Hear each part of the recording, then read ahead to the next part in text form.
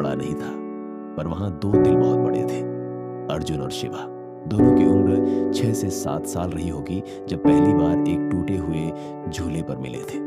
अर्जुन चुपचाप बैठा था, माँ बीमार थी, घर में कुछ खाने को नहीं था। शिवा पास आया और बोला, भूख लगी है, चल मेरे घर चल, रोटी थोड़ी जल गई है पर दोस्ती उसमें भी मीठी लगेगी। उस दिन एक रोटी आधी हुई और जिंदगी भर की दोस्ती जुड़ गई। स्कूल एक साथ जाते, एक ही किताब में पढ़ते, बारिश होती तो एक ही छाते के नीचे भीगते, घर में चप्पल फटे तो एक चप्पल अर्जुन पहनता, एक शिवा।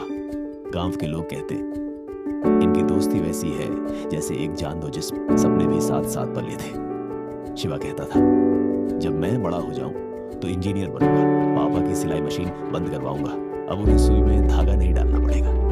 अर्जुन मुस्कुरा कर कहता, और मैं अफसर बनूंगा ताकि हमारे जैसे गरीबों की आवाज दबे नहीं, सरकार तक पहुंचे। दोनों में एक बात समान थी, सपनों की कीमत जानते थे, क्योंकि गरीबी ने सिखाया था कि हर सपना एक जंग है। पर जैसे ही उम्र बढ़ी, जिंदगी ने चाल बदल ली। 10वीं के बाद अर्जुन को शहर भेजा गया, कुछ रिश्तेदारों की मदद से।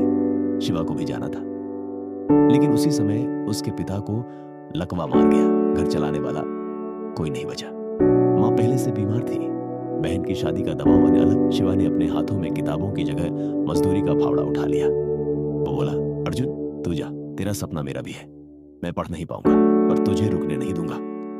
अर्जुन ने मना किया, बहुत मना किया, लेकिन शिवा ने एक बात कह दी जो अर्जुन जिंदगी भर नहीं भूल सका, अगर तू हार गया तो मेरी गरीबी जीत जाएगी और मैं अपनी किस्मत से हारने के लिए पैदा नहीं हुआ। शिवा का संघर्ष। अर्जुन की परीक्षा। शिवा शहर के पास मजदूरी करता, बिल्डिंग बनती, वो ईंट उठाता, रंग धूप भूख हर दिन उसे तोड़ती, पर एक बात उसे थामे रखती, अर्जुन अफसर बनेगा, हमारा सपना पूरा होगा। हर महीने थोड़े पैसे बचाकर वो अर्जुन को भेजता, कभी किताबों के लिए, कभी कमरे के किराए के लिए। वो खुद भूखा रह जाता, लेकिन अर्जुन की पढ़ाई न रुके इसकी कसम खाई थी। अर्जुन को भी आसान नहीं था, यूपीएससी 3 बार फेल।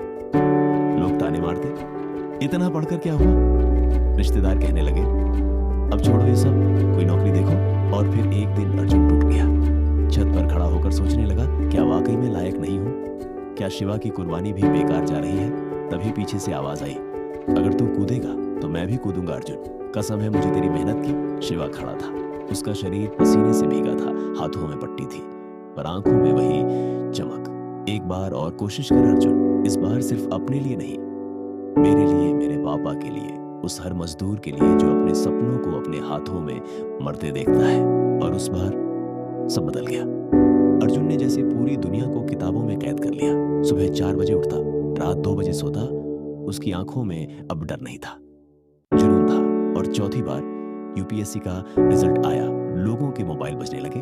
अर्जुन का नाम था टॉप 50 में। सबसे पहला काम गांव लौटना और दोस्त को गले लगाना। गांव में उत्सव जैसा माहौल था, बैंड, फूल, मिठाई। लेकिन अर्जुन सीधा शिवा के घर गया। शिवा मिट्टी से सना हुआ था, हाथों में प्लास्टर। अर्जुन उसके पैर छूने लगा।